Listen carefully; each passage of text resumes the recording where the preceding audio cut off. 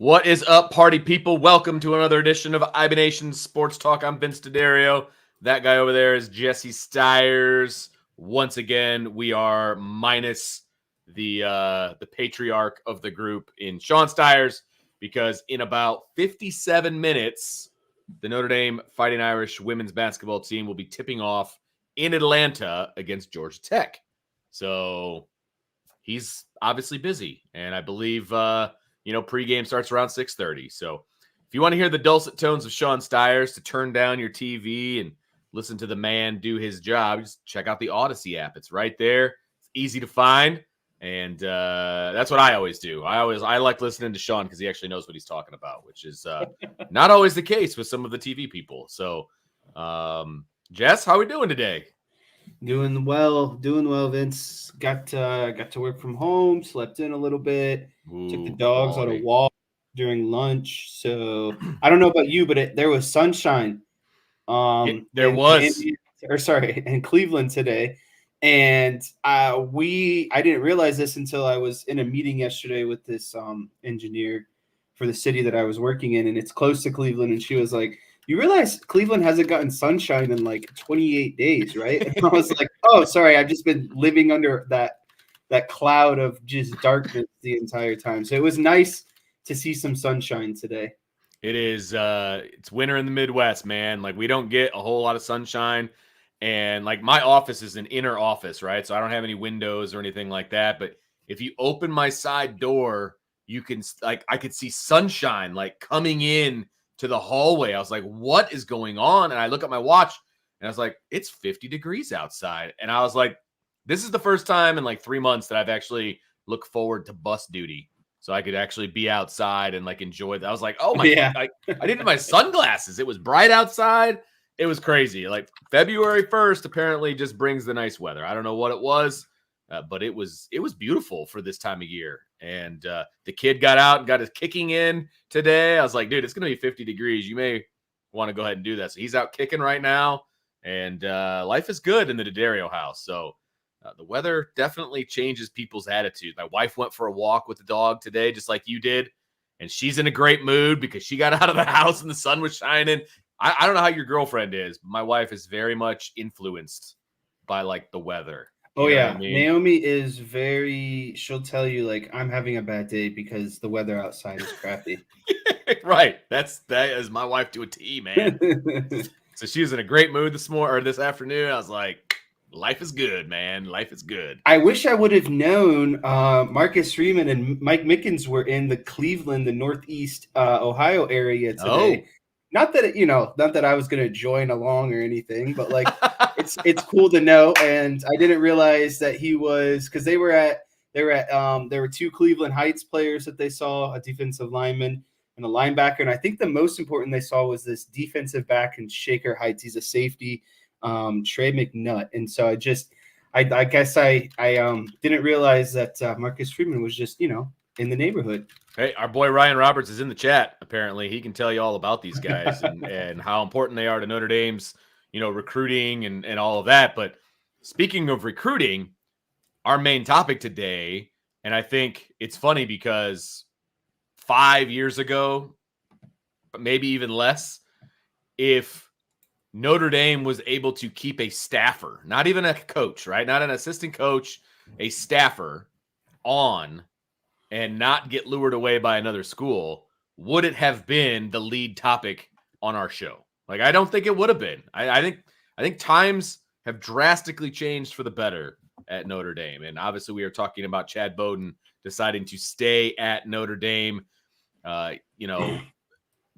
rebuking the advances of Michigan, which is fantastic. That's a win in itself. Oh, you're not kidding. They were offering him a general manager role as well as a massive pay raise.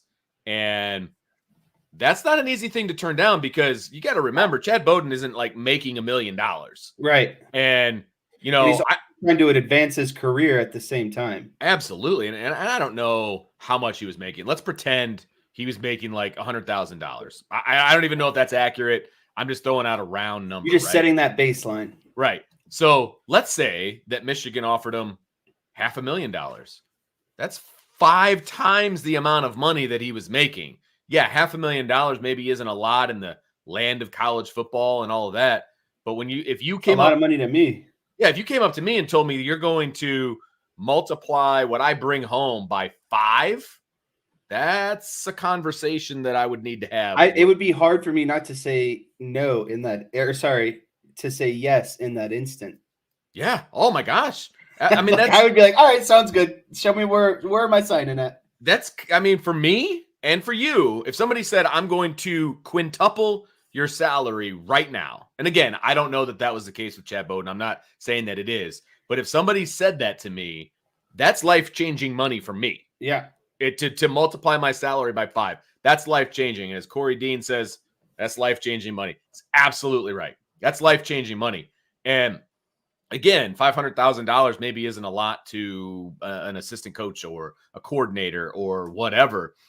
I would argue that Chad Bowden's position is just about as important as any one of the assistant coaches that's on staff making these calls on the field and coaching and doing all of those different things. I mean, half the battle is getting the player that you want onto the field, because you can have a scheme all that you want, but if you can you can reach a ceiling at some point if you're not getting the type of player that you want that's going to take your scheme to the next level. And that is kind of been the exciting, or it's just felt like, since Notre Dame played Clemson, Alabama in those playoffs, that the drastic difference to me was I didn't think that Notre Dame was so far outmatched scheme-wise. They were just outmatched athletically-wise, personnel-wise. Yeah. And so the first thing you notice is guys are just a little bit quicker. They get out of their breaks just a little bit faster, et cetera.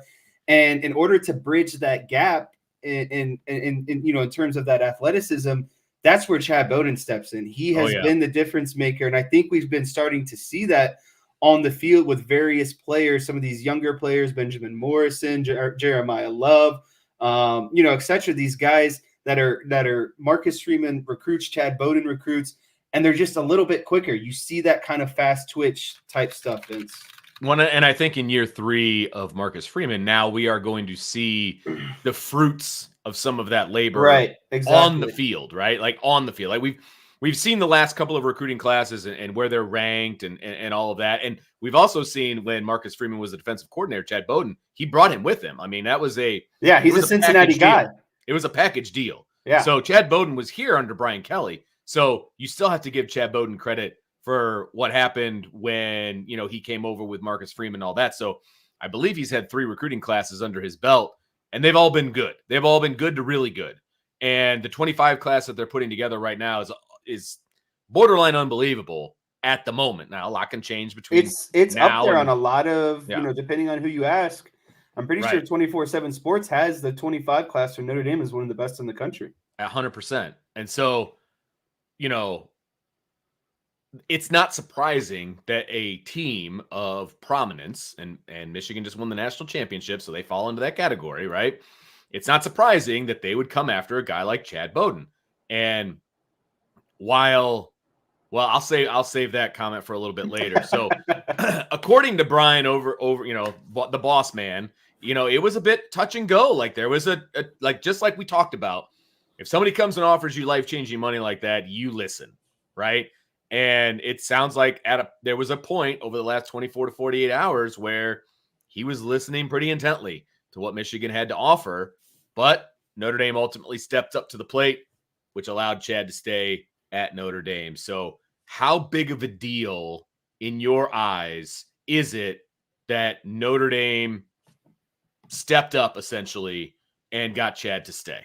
Well, I think that, this doesn't obviously, Chad isn't as high profile as the offensive coordinator situation that we saw a couple, 2 off seasons ago now with Ludwig, and Notre Dame's inability to kind of step up to the plate. And I think that it left a lot, a bad taste in a lot of people's mouth, of especially fans of, is Notre Dame actually serious about football? Are they serious about committing to, the whatever it takes to help Marcus Freeman out and his staff, and et cetera. And so I think that the biggest deal that this is that it sets the tone that Notre Dame is here to play, and they're not just going to get walked over by other programs that want to take some of their, better personnel that might not directly be a head coach, an offensive coordinator, a defensive coordinator. Like, this is a guy that is like in the inner workings, a guy that, doesn't, you probably don't hear his name a ton until a situation like this, when there's a potential that he's going to leave, and then you'll feel the repercussions afterwards, just because, you just didn't quite know the inner workings of how Notre Dame recruiting works. And so I think the biggest deal about this is it sets the tone that Notre Dame is here to play, and that Notre Dame is going to do what it takes to step up to the plate and keep the people that they want around.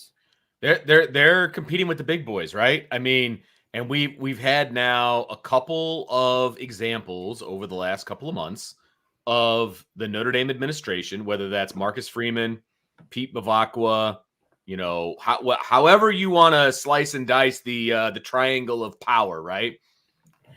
It is very clear that Notre Dame is willing to do what it takes to compete with the big boys, at least in the offseason, at least when it comes to the coaches and when it comes to the support staff, right? Because no money money was not an issue in going to get arguably the best offensive coordinator in college football in Mike Denbrock to come back to Notre Dame, right? Now, did it hurt Notre Dame that Mike Denbrock has been at Notre Dame, 2 different stints, and this would have been stint number 3, and he loves Notre Dame and all of the different things that have been documented, right?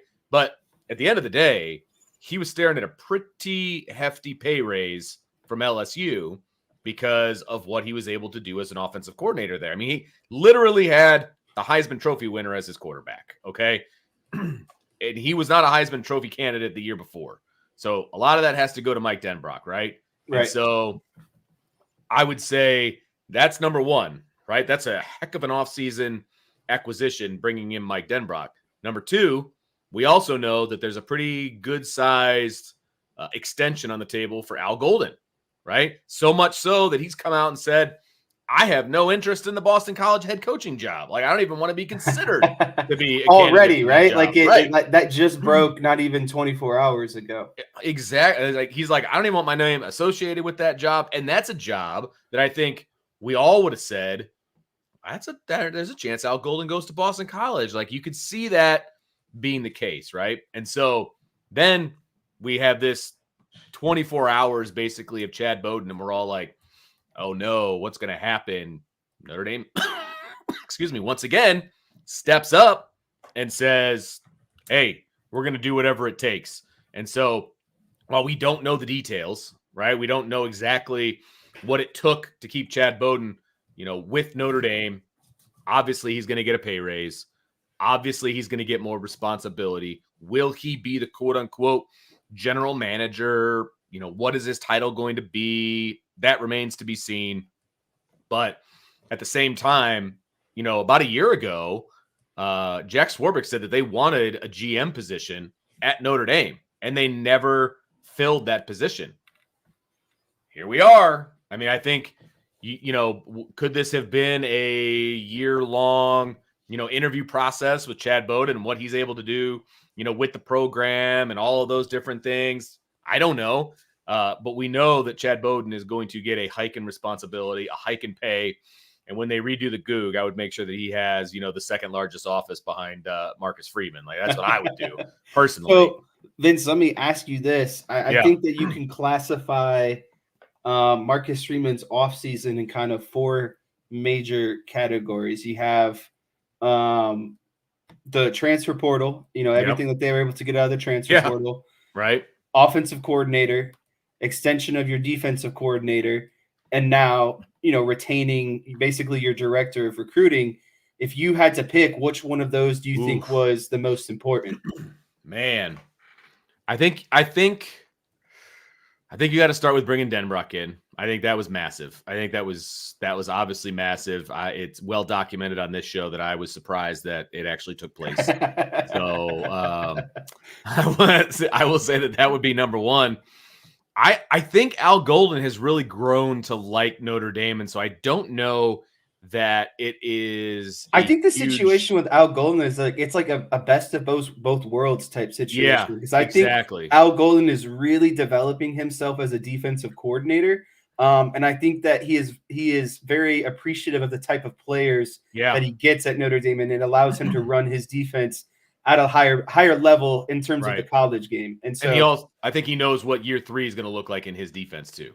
You know what I mean? right. Like I feel like he sees kind of the writing on the wall of what this defense could be next season. And Yeah. so I don't think he was looking. Now, No, I don't either. that doesn't mean you don't secure him.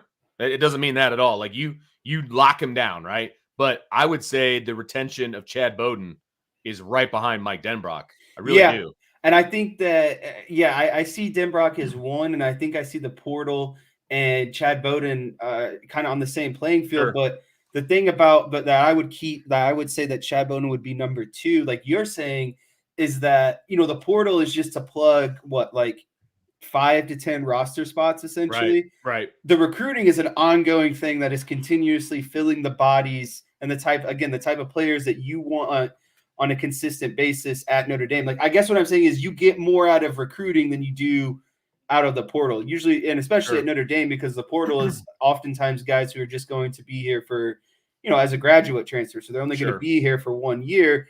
As opposed to Chad Bowden, you're hoping that he's going to get guys that are going to be here for 3 to 4 years, and some of the best talent, in the country. So I, for longevity's sake, say that Chad Bowden was, number 2 on my list, and I agree that Mike Denbrock is number 1 because it's just, there's nothing better than poaching an SEC offensive coordinator coming Absolutely. off, working with the guy who just won the Heisman Trophy. Like, it doesn't get much better than that. And then you combine that with Notre Dame's kind of offensive struggles as to why they, maybe didn't perform as well as they should have the last couple of seasons. I think that's like the perfect marriage overall. Well, and I would also say, just to kind of I guess more or less agree with you, but like the transfer portal, don't get me wrong, Chad Bowden had a lot to do with recruiting those Also, guys yes. to Notre Dame as So well. they're kind of intertwined a little bit. Yeah, absolutely. That's my exact point. And I would say, Chad Bowden did one hell of a job in the transfer portal getting these guys over. I mean, Notre Dame hit on just about every top guy that they went after in the transfer portal. I mean, Yeah. they This did. offseason they're batting close to 1,000. Oh yeah, In terms of like everything. I completely agree. I can't tell you something that they've swung and missed on. Yeah, and I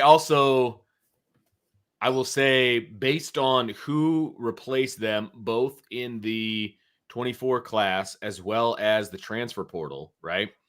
The guys that transferred out have all been replaced with equal or better talent. I mean, Well, the thing to me, Vince, is it was a lot of young talent, and there's guys that are just as talented, but the thing that takes it over the top is they're proven. Chris Mitchell is proven. He's racked up 1,000-yard season. He has stats. Like, the guys that they got are proven guys, and I'm not saying. I think that goes a long way. Of it's one thing to be talented, but it's just like, are we going to go through a Tobias situation and just continuously expect something that isn't, potentially might not come? Or are we going to accept the guy that's actually put up 1,000-yard season, and how can we fit him into our offense now and get some, that same sort of production? Right. So let me ask you this: if Chad Bowden ended up going to Michigan, okay, let's say he couldn't turn down the dollars, whatever, right? Does your opinion of Marcus Freeman and the Notre Dame administration change from what you thought about them going into this Chad Bowden situation? Yeah, it would, because I think it sends the wrong message that you're not on the big boy playing field, especially after Michigan just won a national championship. It's just kind of like, oh, you are the little brother trying to get in, get their foot in the door of this national conversation of the playoff, and obviously working your way down to a national championship and eventually winning a national championship. And so if you're just going to get bullied by these other teams that have proven success, then again, I think it shows that you are not on the same playing field as the rest of the, these powerhouses, and you don't have any intention on getting there as well, right? Because if you're just going to let these people walk when you're Notre Dame and you have the money available. So yeah, I do think it's a big deal, because you don't want to put a divide between, the type of football program Notre Dame is and the type of football program that Michigan is. I completely agree. It cemented the fact, because after Denbrock and after what they did in the portal, and after the extension being on the table for Golden, and all those things, those are all positive things for the Notre Dame administration Marcus Freeman, right? I mean, it's Marcus Freeman goes to whether it's Pete Bavacqua or whatever the hierarchy and the structure is, right? Whether he has to go for permission or whatever, it's working. It's working. The answers have been yes. The answers have been blank check. Basically, it's what do you need, Marcus? Let's make it happen. Right. Kind of a situation. And if that didn't happen with Chad Bowden, I feel like it wouldn't have been all for loss, but it would have been like, wow, how serious are these guys? Because yes, they put the money up for the coordinators. That makes sense, right? You need good coordinators, whatever. You need good coaches. But it's kind of the little things. Exactly. If they didn't shell out either the money or the responsibility to Chad Bowden, it's like, okay, do you really understand what it takes to win at the highest level in college? You got to be solid at every position, not just the ones that everyone knows about. Because in 2024, like back in 1988, when Notre Dame won their last national championship, they didn't need a guy like Chad Bowden. That wasn't a thing. Recruiting was 1,000 times different. You didn't have NIL. You weren't, evaluating these guys as freshmen and sophomores and things like that. It was just it's completely different. Too is your Chad Bowden is staying current with the times. He's not allowing. You know what I mean? He is on, at least from, again, I don't know this to a certain degree, but he's on the cutting edge of recruiting, right? Like he's consistently keeping up with the times. And now that we have NIL and there's different, like recruiting is obviously vastly different than what it used to be. And Chad Bowden is able to keep up and stay ahead of, essentially the curve. And I think that goes a long way. And I think, that's kind of the mantra or the mindset that Marcus Freeman is looking for, because he said it himself. Remember when they were looking for a new strength and conditioning coordinator, right? He said, I want a guy that is on the cutting edge, that is consistently ahead of everyone else. And so that goes into why you have to, retain someone like Chad Bowden. Again, it's easier to look at and say, yeah, the strength and conditioning guy is, more of importance. But again, when you have to have everyone on staff be at the top of their game. I mean, I want my ball boy running a 4.6 down the sideline and the ball off to the referee. That's how good we're going to be. Right. I'm with you. And, again, it would have questioned my thought as to how serious are they if they're not willing to invest in the periphery and into the parts of the machine that you need to be a powerhouse program.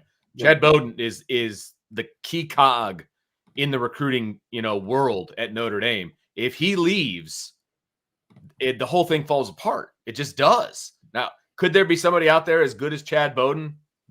Probably. Yeah, but why roll the dice? Exactly. You know what you have. You know he's loyal. You brought him over with you. If you're Marcus Freeman, you brought Chad over with you from Cincinnati. Like, he's your guy, right? He owes you, kind of. It's a loyalty situation.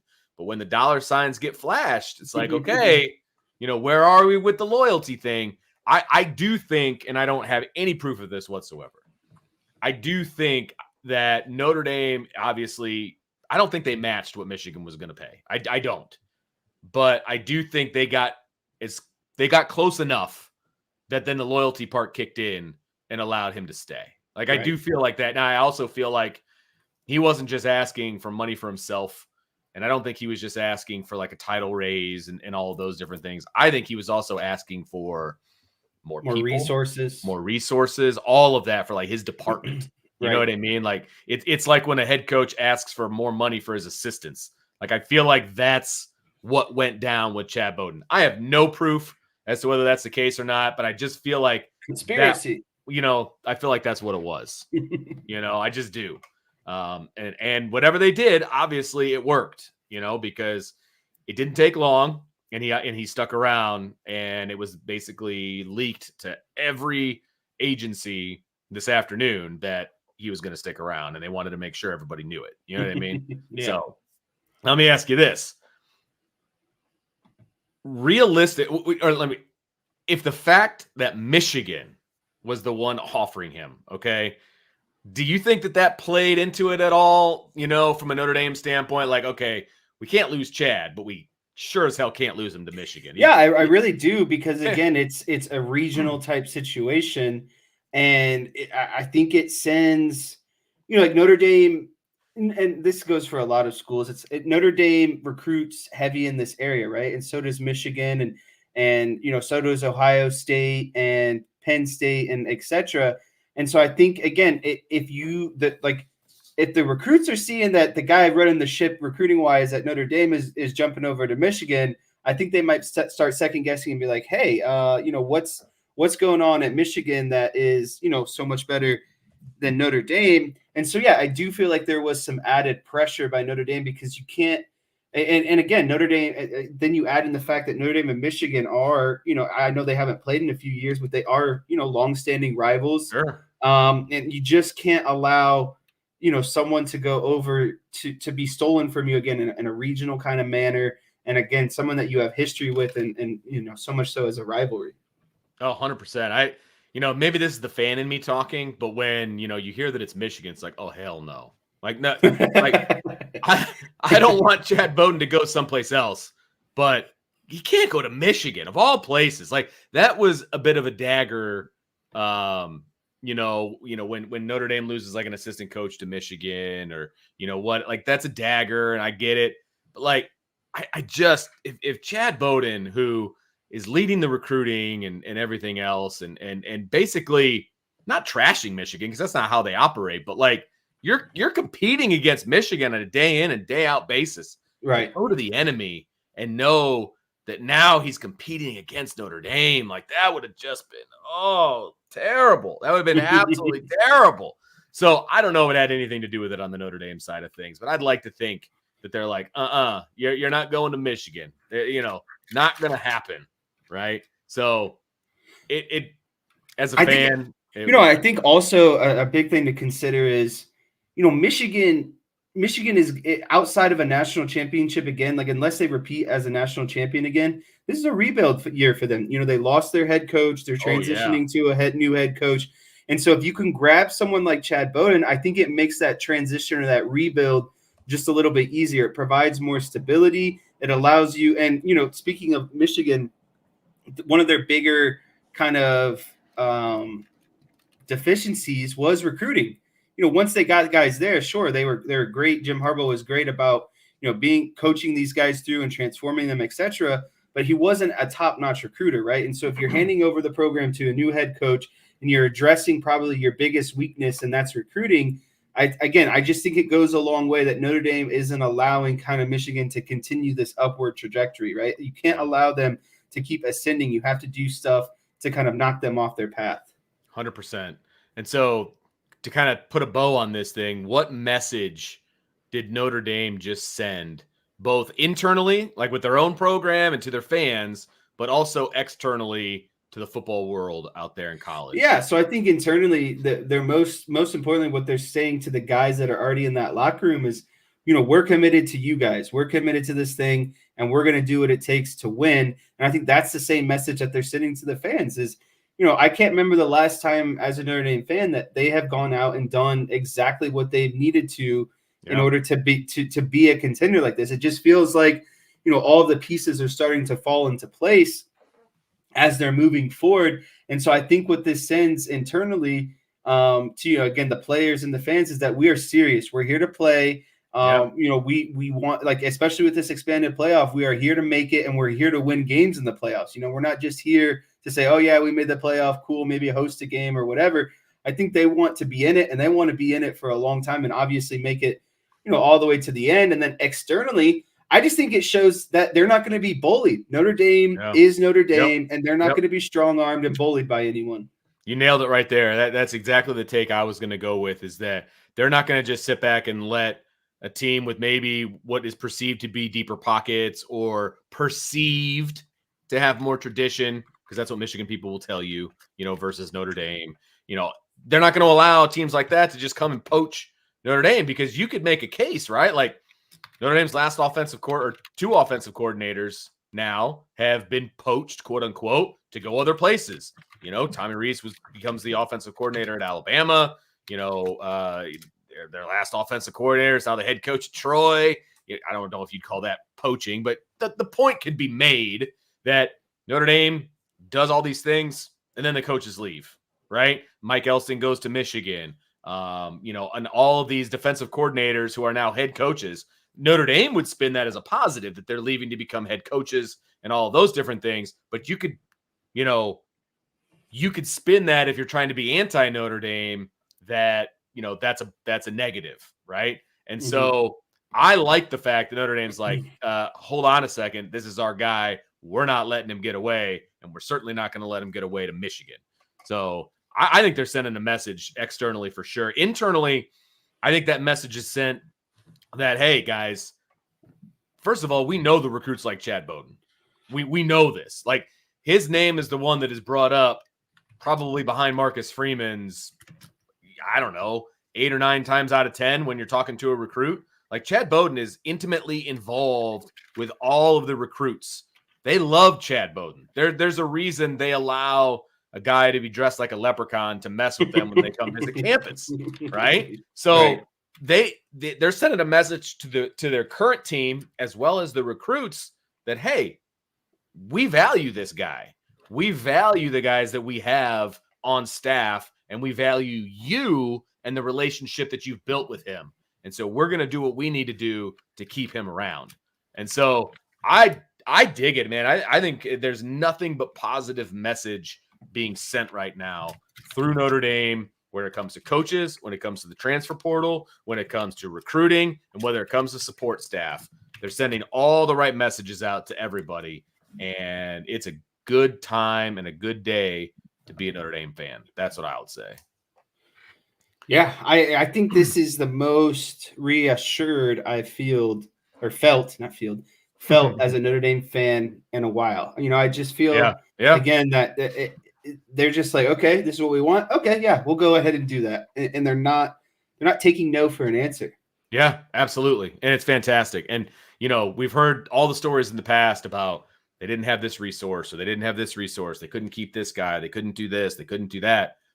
Sounds like there's an awful lot of yeses going on behind the scenes at Notre Dame. And that all by itself makes me happy that there's not sparing any expenses right now to try to make this, to make Notre Dame into the powerhouse that they should be, right? And I just feel like the next 5 to 10 years as a Notre Dame fan are going to be very bright and very positive, and it's going to be fun to follow this team.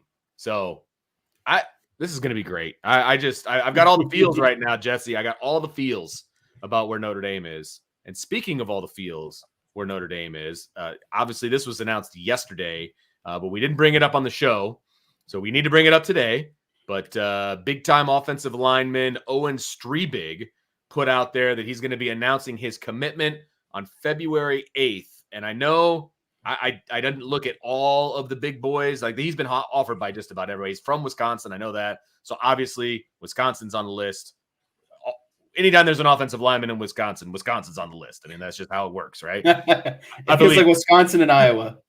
100%, right? But I believe Michigan, Notre Dame, USC, like, you're talking about, you're talking about the big boys. I think Florida State was on that list as well. Okay. I just say it's so cool. I would love to be 10 years ago, and maybe 12 years ago would be the better time frame, and go through the recruiting process, knowing the things that I know now, and just like it. And again, like 12 years ago, it was just so much different. Like, I saw this on Twitter. Like, he's got like his own, like pack, his face on like a pack of cards. And then at the bottom, it has like the schools that he's, choosing from. I don't know.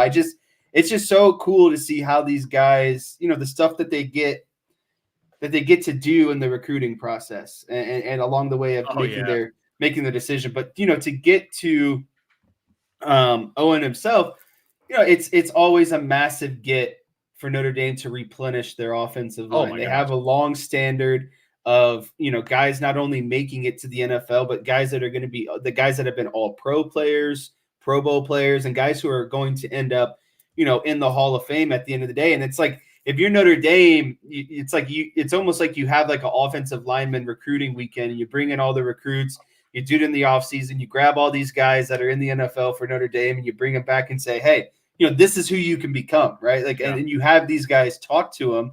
Because Notre Dame has become, in my opinion, basically offensive line / tight end university. They just crank out some of the best offensive linemen and tight end. And so that's just got to be the main selling point when talking to someone like Owen is like, hey, again, like we have a longstanding success rate in terms of offensive linemen. This is the place that you want to be if you want the best chance at furthering your career in the NFL. And this would be a huge get. I mean, this kid is a highly ranked, very, very talented kid. And from what I understand, Notre Dame is in a good position, but we'll find out next, I believe next Thursday, right? That's the 8th. Does that sound right? Okay. So next Thursday, we're going to find out where Owen Streebig. Just a great frame for a tackle. A guy that's already 6'8", 290 pounds, moves well. As a junior, and that's the thing. He's only going to fit. Yeah, he's only going to fill in that frame more as he gets to Notre Dame, and that's just what you want to see. Again, guys who are consistently just at the top of their position amongst the offensive line and that frame. I think that's the thing that I look forward to the most is the guys who, yes, they are good now, but like you start thinking about their ceiling moving forward. And I hesitate to do this, but like his frame, what he looks like, he kind of looks like a young Joe Alt, right? That's what my comparison was going to be, but I didn't want to sound like, he's going to be an All-American his junior year. Like, that's not the point that I want to make, but like, he's got that skinny. He still looks skinny, but he's still skinny, almost 300 pounds. Exactly. There's so much, he can put on, that frame, right? Ryan Roberts is still in the chat. And Ryan, put in the chat, is our Joe Alt comparison from a frame standpoint, is it accurate? That's what I need to know from Ryan Roberts right about now. So I just feel like he looks like he's got a lot that he can put on that frame. And I saw a video of him talking, giving an interview or whatever. And he's not a big kid, like from a width standpoint. Like there's a lot more he can put on. And so we'll see what happens. But I know he's highly touted.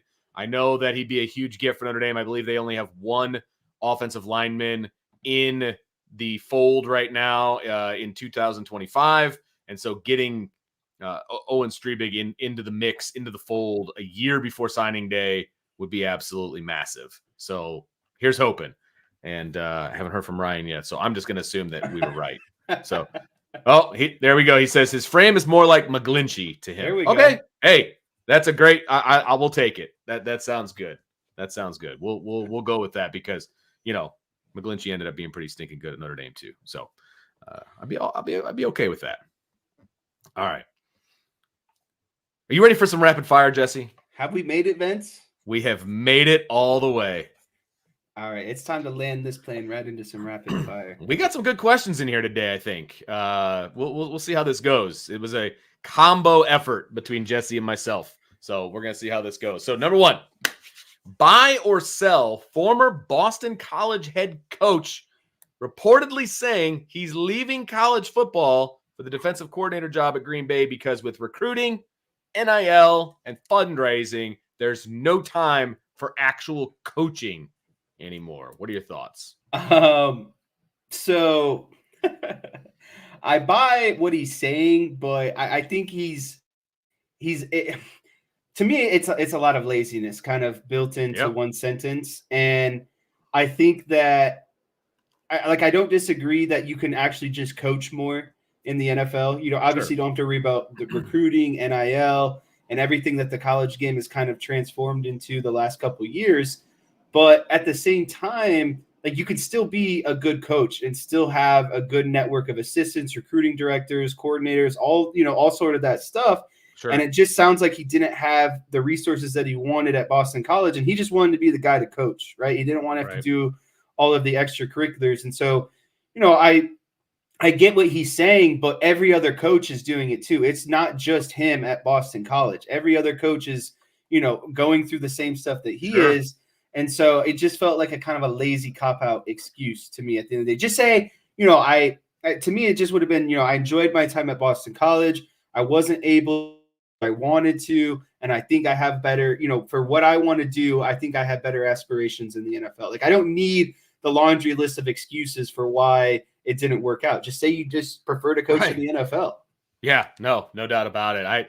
I just feel like, it's a lazy attitude. I sell it because That's what you signed up for, man. And look, is NIL out of control? Yeah, it is. But you're at Boston College.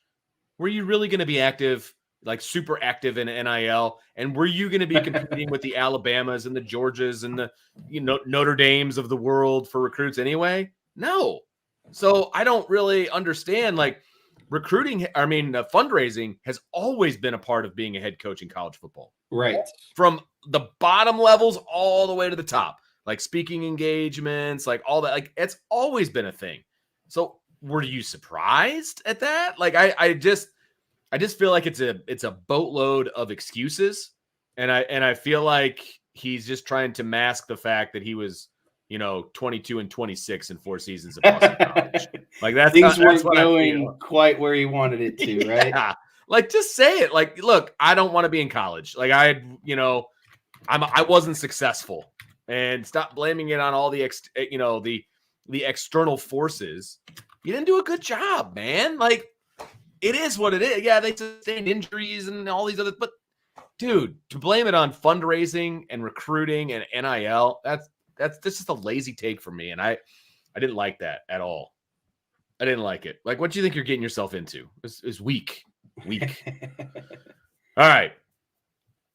There's a group funding what they are calling, quote, the enhanced games, where all the athletes use performance-enhancing drugs.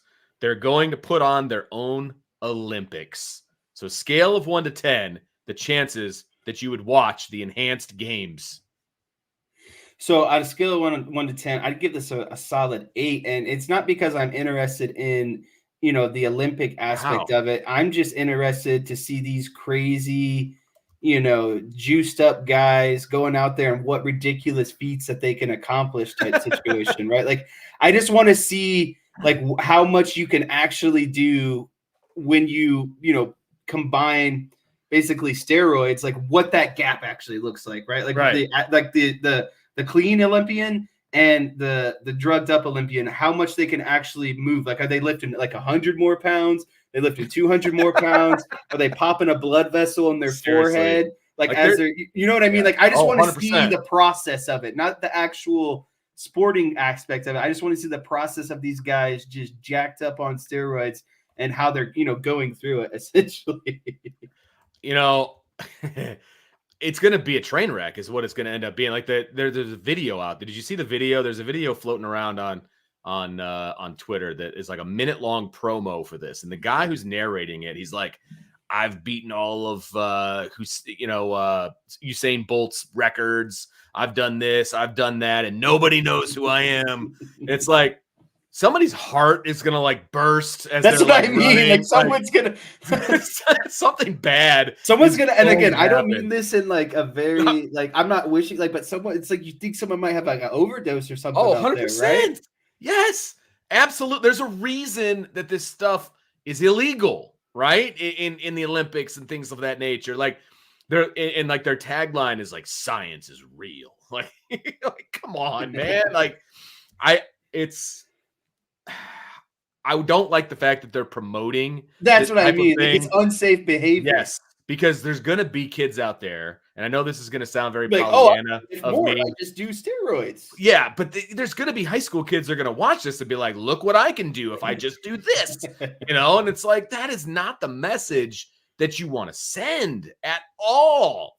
And I don't wish harm on any of these people, but I hope this thing fails miserably. Right, exactly. And the only way it's going to fail miserably if somebody gets hurt.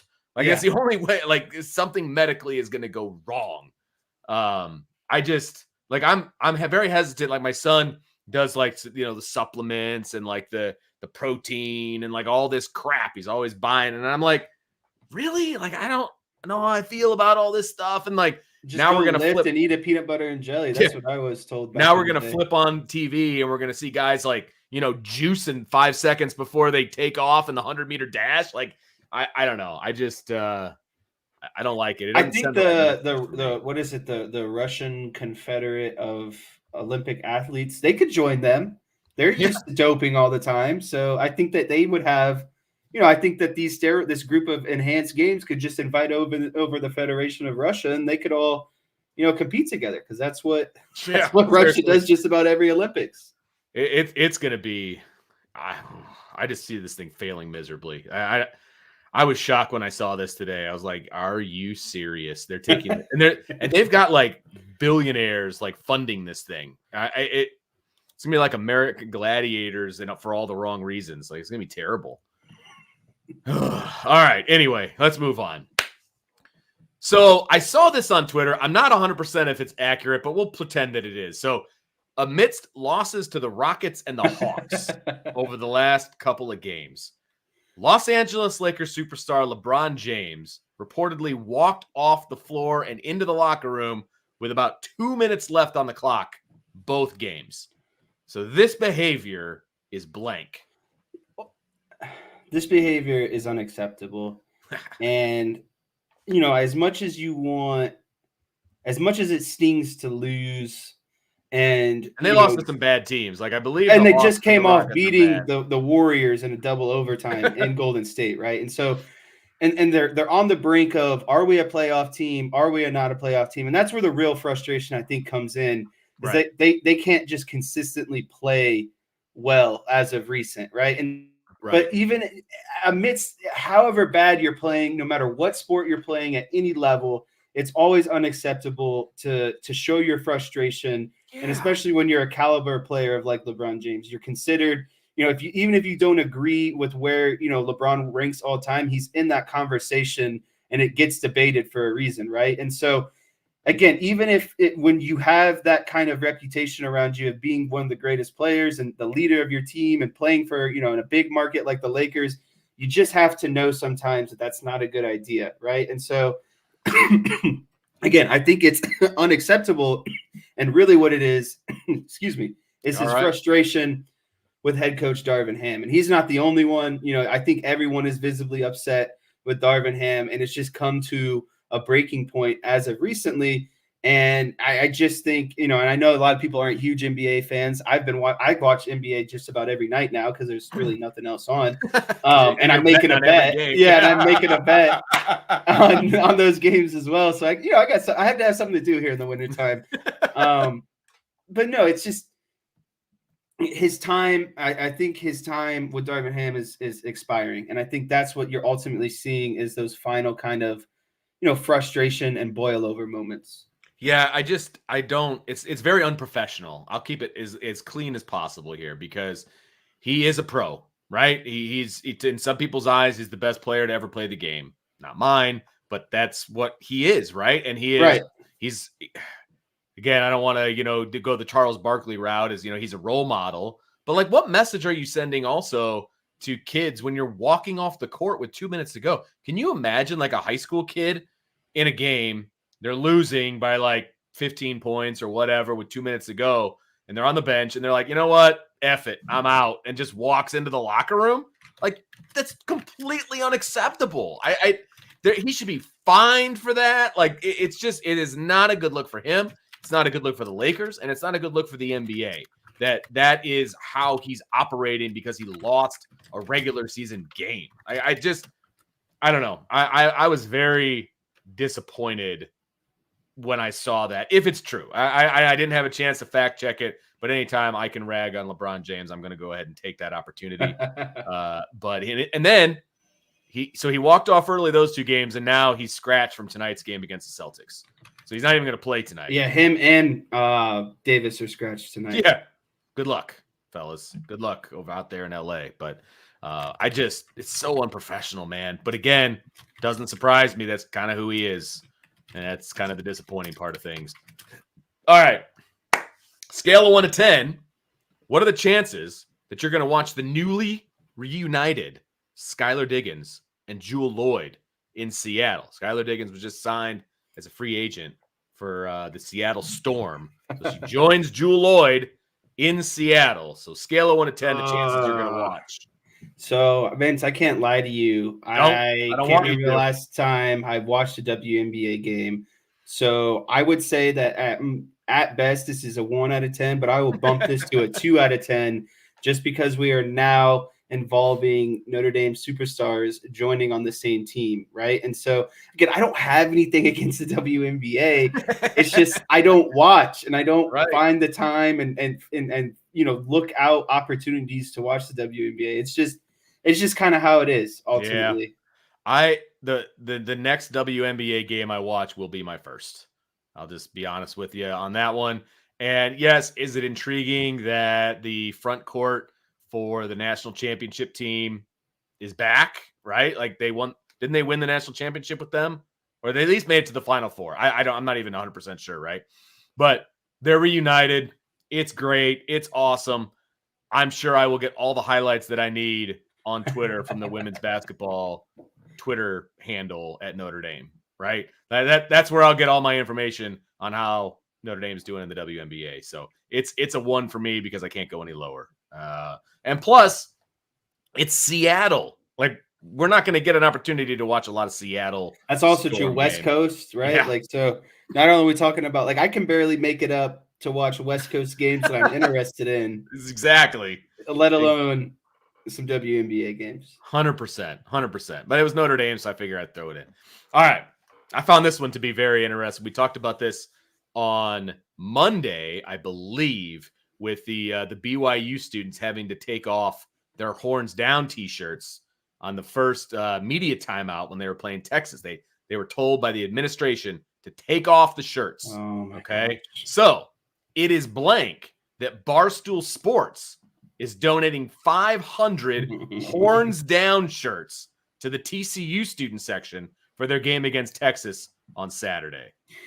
It is elite that Barstool Sports is offering these shirts. Vince, I don't understand the whole dilemma around the horns down thing, right? It's not like someone's like, if you want to continuously use this as your, a form of celebration, rubbing it in people's faces when you're winning, then there is nothing bad with putting the horns down for an opposing, especially if you're doing it in the game to someone, right? And then they come back and beat you. I have nothing against it. It's not like you're cursing to anyone. It's not like you're doing anything foul. It's not like you're, physically harming anyone. It's good old-fashioned trash talk to me. And I've told you before, I've been when I was a part of student sections, I did a lot worse things than just put on a shirt that has a horn down on it, right? Seriously. And so, like, it's just funny to me. It's a part of what college basketball and college sports as a whole is about. You have rivalries. And if you're Texas, you created this for yourself. You are the ones who, you overused it. You over-exaggerated it. You used it to rub it in people's faces when you were doing well. I have nothing wrong with people doing it in your face when things aren't going your way. Yep, completely agree. This is look, Barstool Sports and I have a love-hate relationship, so I want to throw that out there. But in this case, this just shows you just how much money they have and how much money they have to blow on ridiculous stuff. They just love to create. They're the best pot stirrer. Oh my gosh, 100%. And like I said, I can speak from experience that they are the pot stir kings in the sporting world. And this is the perfect example of that. And I am here for it, man. I am 100% here for it. I think it's fantastic. I hope that the Horned Frog administration doesn't make them take their shirts off. Oh, there's no way. If I was an administrator, I'd be like, yeah, let's go. It gets more seats in the butt, or more butts in the seat, Vince. And if you're a program, that's all you care about. That's dollars. That's more. 100%. There's nothing wrong if you are as administration, athletic administration, are telling people to not do something that it brings more excitement, enthusiasm to the game, then you're part of the problem as well. Completely agree, because that's what athletics is all about. There's no doubt about it. All right. Next one. This is directed right at you. Jesse, the Cowboys defensive coordinator Dan Quinn is in line to become the Commanders' next head coach. Your thoughts on losing Coach Quinn? At the beginning of this season, I think I would have gave you a much different reaction than what I'm about to give you right now. It's just a mild, I don't like, again, at the beginning of the season, I've been like, this is the end of the world. But now it's just like, it is what it is. And I guess why I'm saying that is one, I guess I'm surprised that Quinn is taking the commander job in itself because it's not a very attractive job. And it felt like the Commanders swung and missed on all the people that they really wanted, and their fallback plan was Dan Quinn. I don't that wouldn't sit well with me if I was like the third option of, being in line to get whatever, and I'm only getting it because everyone said no. But I mean, he's been in the last recruiting cycle, or not recruiting, head coaching cycles of the season, last season and the season before. His name was brought up, and he turned down interviews to more lucrative jobs. And so I guess I'm just confused about what makes this Commander's job so appealing to him.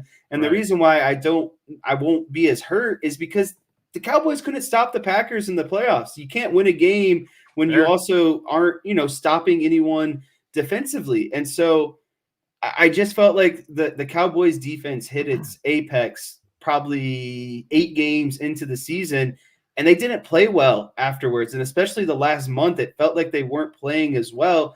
And I don't have a lot of admiration for a guy that's going to peak halfway through the season and not at the end of the season when it matters most. So that's and I honestly, hot take here. I think Ron Rivera is going to become the Cowboys' next defensive coordinator, to be honest with you, the Commanders' ex-head coach. Yeah, I think you're going to see a little swapperoo. And I don't mind that, to be honest. I like Ron Rivera. I think Ron Rivera will bring some toughness to that locker room that the Cowboys actually need, some accountability. And it's never bad to have that head coaching experience alongside Mike McCarthy. Just another guy that can give opinion, help you out with, whatever you got going on. And I've said it before. I think the Cowboys lack toughness and mental discipline. And I think Ron Rivera could actually, bring some of that to that locker room. Okay, I'm not even going to answer this one since it's a Cowboys question. But all right, little Super Bowl question here. So apparently, SpongeBob is set to perform "Sweet Victory" on Nickelodeon's Super Bowl broadcast, according to CBS. Will you tune in for it? I had some friends send this to me earlier, and they were all excited about it. And I was like, guys, what are we talking about? Really? Okay, hold on. Let me back the train up here a little bit. Is SpongeBob your generation? I grew up watching a lot of SpongeBob. Did you? Okay. Yeah. All right. I keep forgetting how young you are. I can't remember where SpongeBob came into being. Right? I'd have to look that up because I have no idea. It was definitely after my time of being a kid and watching cartoons. There's no doubt about that. So I think that SpongeBob in my generation provides some nostalgia, right? I think that there is, as a kid, all I remember is watching a lot of SpongeBob on Nickelodeon on repeat. And, if I was at home in the evening time or over the summer, I would watch some SpongeBob as a kid. And so I think I'm going to tune in strictly to see just how it goes. I want to see the whole animation thing and whatever. But as soon as it's done, I'm going to cut back to the main broadcast. Don't get me wrong, but I still think it'll be something fun to see. And again, it'll provide some of that nostalgia. So it came out in the summer of '99.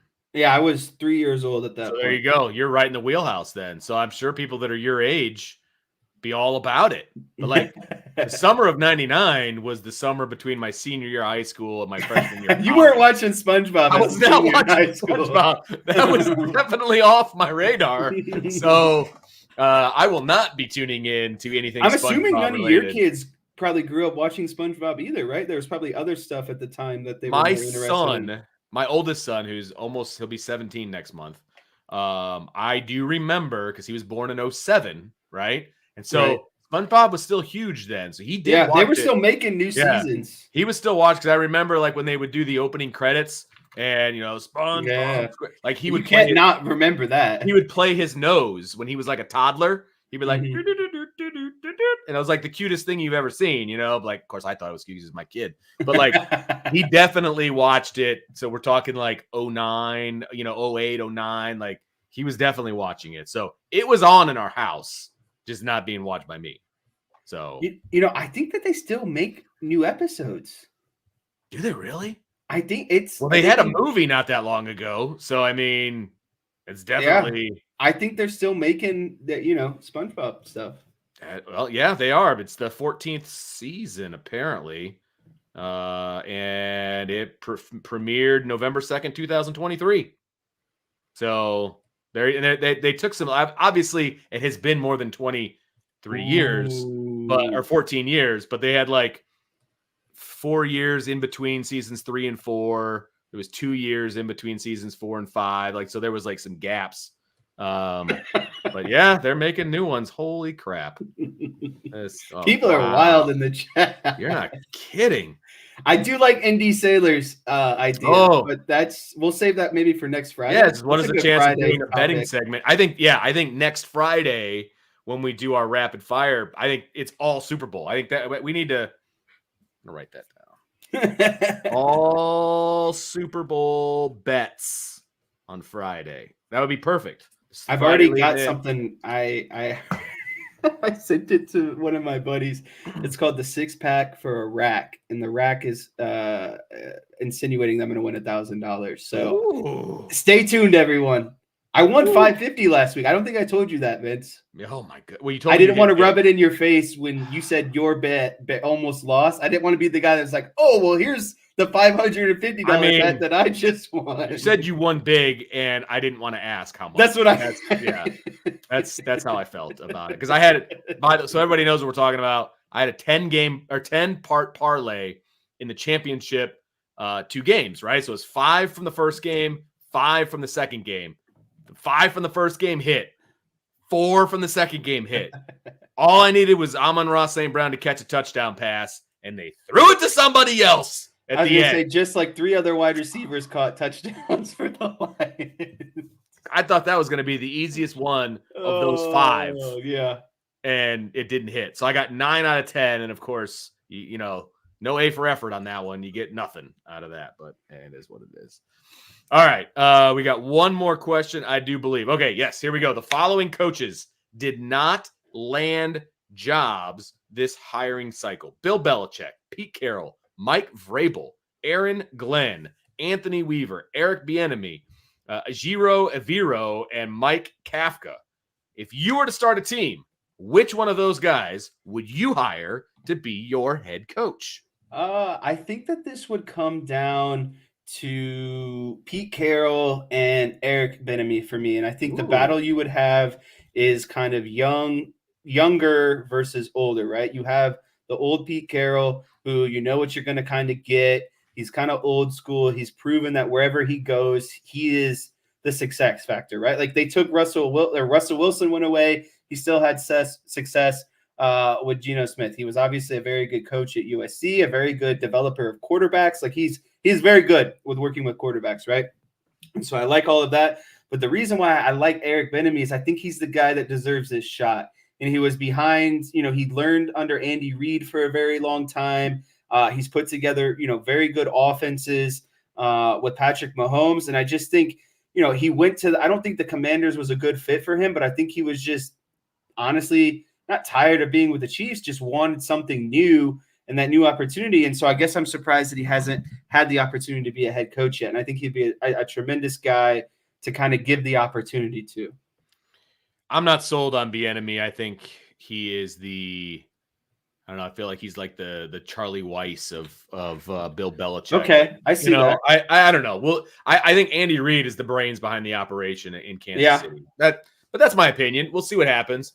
For me, and apparently people in the chat agree with me, Mike Vrabel is my guy. Like I would go Mike Vrabel, and here's the reason why. I just like the attitude that his teams have. Like they adopt his. Reminds you of Dan Campbell. His linebacker punch you in the mouth. Like no excuses. That's the kind of football team I would want if I was building one. I just want a tough, hard-nosed team. I don't want a finesse football team. Like that would not make me happy in any way. I want a team that's going to punch you in the mouth, step on your throat, and then punch you in the mouth again. Like that's what I think Mike Vrabel, that's who he is. And I think when his Titans teams were good, that's who they were too. Like run the ball, just pound it at you, play good defense. Like I would pick him to be my guy. I really would. The only thing that I would argue about Vrabel is how current, like you were saying, how current could he be in terms of, offense that can keep up with the rest of the league type situation. Fair enough. And so, like in a perfect world, you'd combine Vrabel and Bieniemy together, and that would be like the perfect. He come be my OC.